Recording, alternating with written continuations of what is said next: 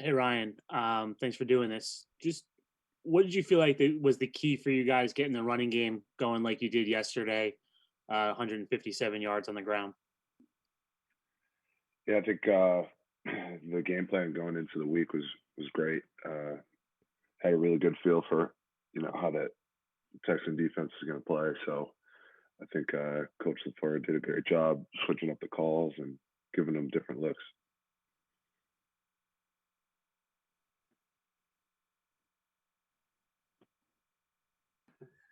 How important will it be to maintain that running game, especially now, the weather's getting colder here in the Northeast. You want to play some Northeastern type football. How important will to maintain over the final six? Yeah, that's going to be key. It's always a something that we rely on. I'd say, especially with the young quarterback, we got to count on the run game, especially later in the year.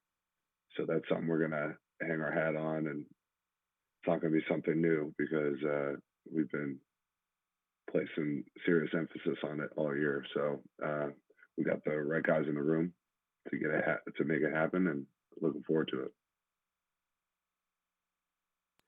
Ryan, since you mentioned the young quarterback, when we talked to Zach after the game yesterday, he was a little hard on himself about how he needs to do better at the start of games. It's been kind of a continuing trend this year.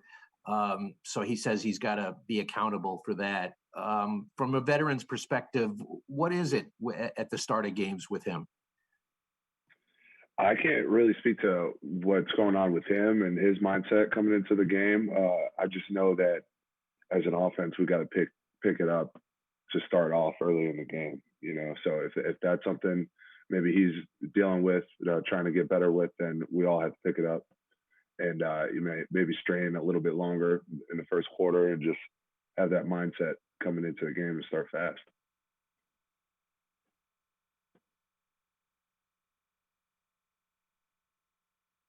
Ryan, how close did you come to getting that one in the back of the end zone yesterday? Yeah, I can't bring myself to watch the slow-mo. It was real close. It was right off the turf, so I should have came down with that. Pretty disappointed I didn't. Ended up getting, I think, a field goal out of it instead of the 7 points. So I'm going to have to do better, try to do anything I can to get my hands underneath that thing.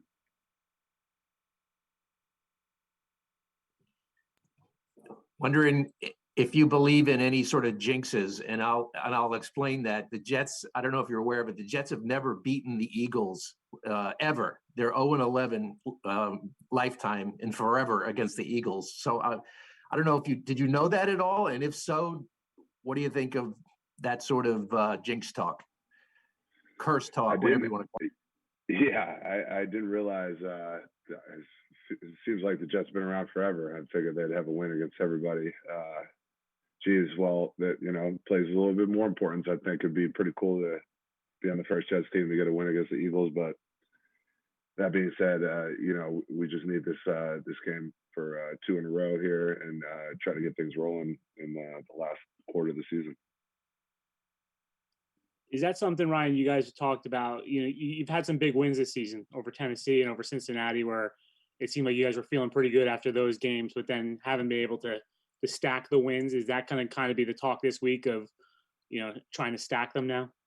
Yeah, absolutely. It's great to get a win, but it's in this league. It's about the next week and what you can do next Sunday. So, we got one win, but what can we do? We got to get better. We can always improve and get ready for this Eagles team coming in. And I know they're hungry. Losing at MetLife last week, so we got a good challenge ahead of us.